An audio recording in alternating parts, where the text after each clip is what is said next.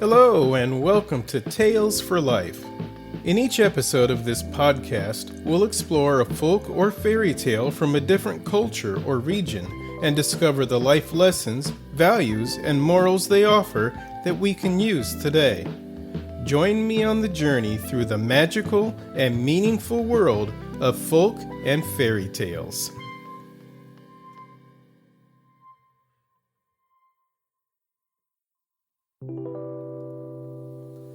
Hello, and thanks for joining me for another episode of Tales for Life, the podcast that journeys through life one tale at a time.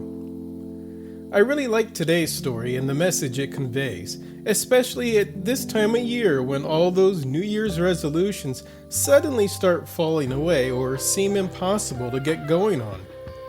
This episode has been appropriately named Struggle with a Purpose and You Will Succeed. It's an accepted fact that setting goals makes you more likely to succeed in anything. But what happens when your goals are just kind of, a goal for the sake of having a goal? I want to make more money this year. Great, so what? I want to lose 10 pounds. Wonderful. Why? I want to learn how to draw, sing, play an instrument, or whatever. Fantastic. Who cares? Do you care? You see, one of the biggest issues we all have with goals is the purpose behind achieving them. If there is no purpose, the purpose is kind of wishy-washy, or you lose focus on the purpose, the goal becomes meaningless. And when a goal becomes meaningless, you're not going to work for it. Which means any worthwhile goal you have, you'll miss. But what happens when you have a purpose? That goal is no longer just a marker on the side of the road. It becomes a destination that you really need to reach. You think about it day and night. You work toward it every chance you get. You overcome struggles and obstacles to get there. And you succeed. There are a lot of tales about struggling to get where you want to go. But one of my favorites is this one from Scotland. It's fun, cute, and easy to remember when we might lose track of why we're doing something. It's called Gregor and the Sheep.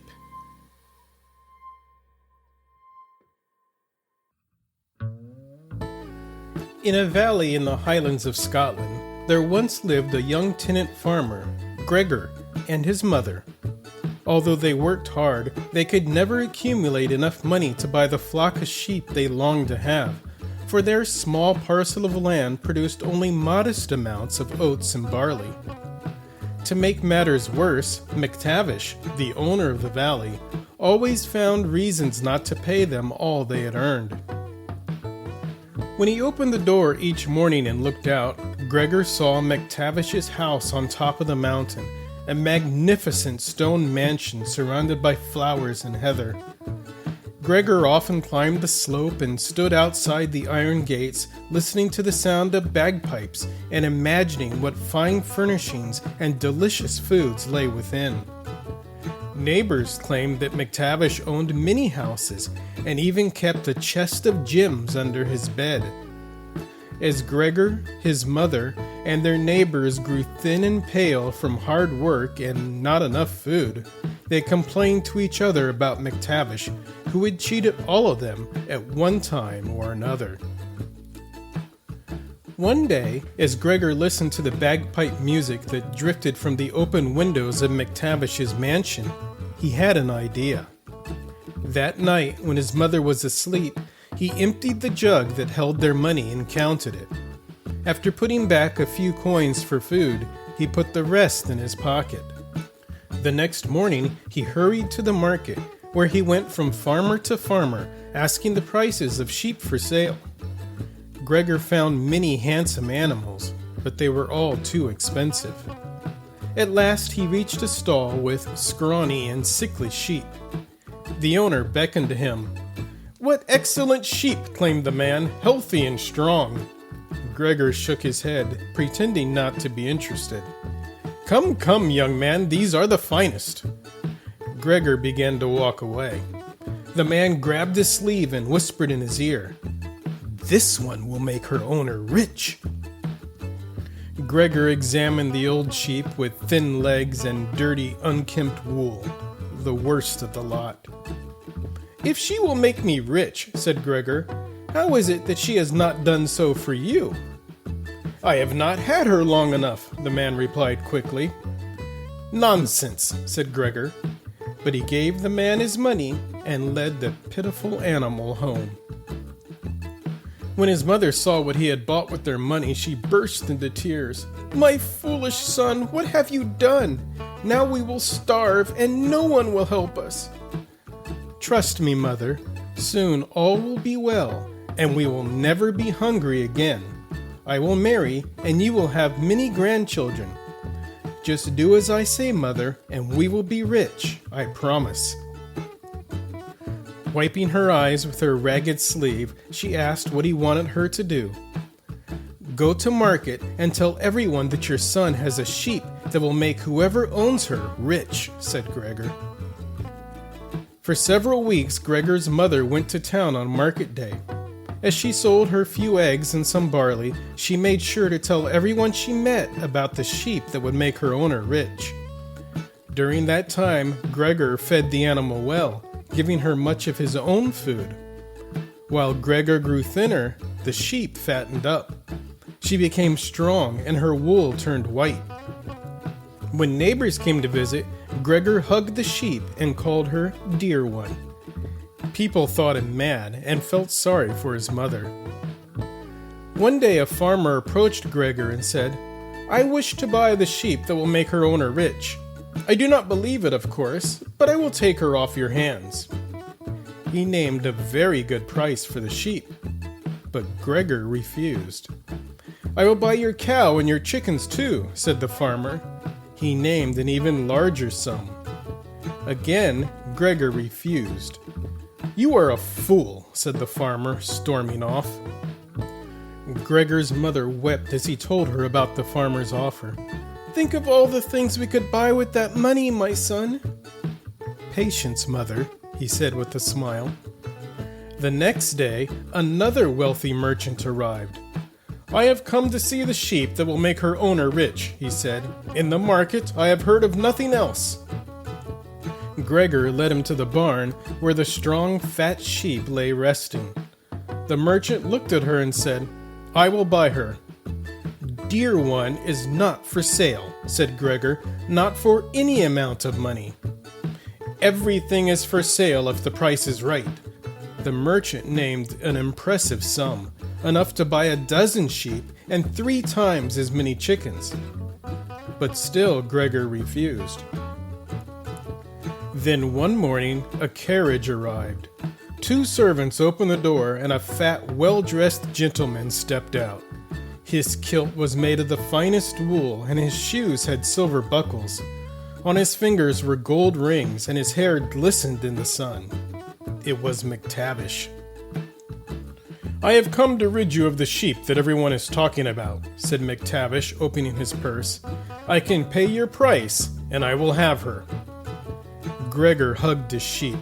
"Of all people, I will not sell her to you," he said. "This sheep is one thing you will not have. You have everything else, but you will not have Dear One." McTavish glared at Gregor for a moment, then turned and stomped off toward his carriage. Gregor hid a smile as he watched him go. Just before McTavish stepped into the carriage, Gregor shouted out, "The townspeople will laugh at you. They will be glad to hear there is one thing McTavish cannot have." At the words, McTavish turned and marched back. "I will pay anything," he said. "Name your price." "That," said Gregor, pointing up to the mansion on the mountain. "I will have the dwelling and everything in it. Furniture, utensils, even the chest of gems under your bed." McTavish had other houses, though none as wonderful as the one on the mountain.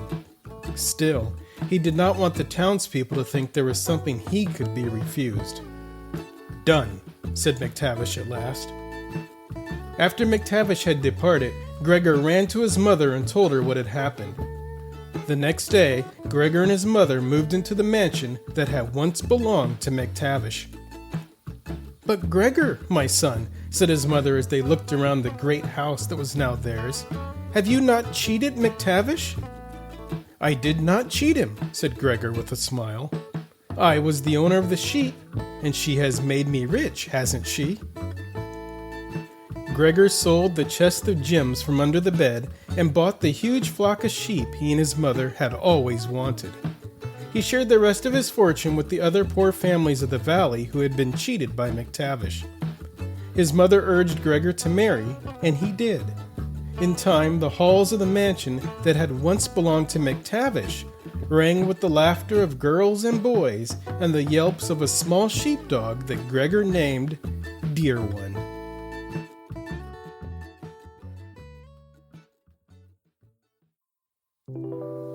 Isn't that such a cute story? The imagery is so vivid, making it easy for us to think of this story again and again, each time remembering the little lessons within it. So let's take a look at those lessons. First and foremost, having a goal isn't enough. Gregor, his mother, and all the people who lived near him undoubtedly all thought about being in that mansion owned by McTavish. Having a goal of being rich, making money, having a nice house, or whatever is pretty ordinary. What was extraordinary is the purpose Gregor had for his goal. He didn't want to struggle throughout his life for nothing. He didn't want to keep getting cheated. He wanted his mom, himself, and his future family to all live well. That's a purpose. I want the mansion because I want a better life for myself and those around me. And having that purpose helped him through the second lesson in this tale, and that's enduring the struggle and hardships that come with trying to attain anything worthwhile. Things that don't require effort are usually not worth having. Things that are valuable always require effort. The more valuable it is, the more effort you'll have to put into attaining it. And that's what Gregor did. He struggled. He went hungry. And one last takeaway. Don't give up when you're almost there. In the story, he had 2 chances to sell the sheep and be better off than he was. But he had a goal, and he had a purpose for that goal. Giving in early wouldn't have achieved that purpose. Oh, and one last kicker here. When you're after a goal with a purpose, other people notice. They see value in what you're doing and want it themselves. Again, don't give up when you're nearly there. As we conclude this episode, let's remember these important lessons. Having a clear purpose behind your goals makes all the difference. Enduring struggles and hardships is essential for achieving anything valuable, and persistence is key, especially when you're close to reaching your goal. Gregor's journey reminds us that determination and purpose can lead to extraordinary outcomes. Thank you for joining me on this tale. I hope it inspires you to chase your goals with purpose and perseverance. Until next time, take care and keep pushing forward. Don't forget to subscribe, and we'll see you next time on Tales for Life.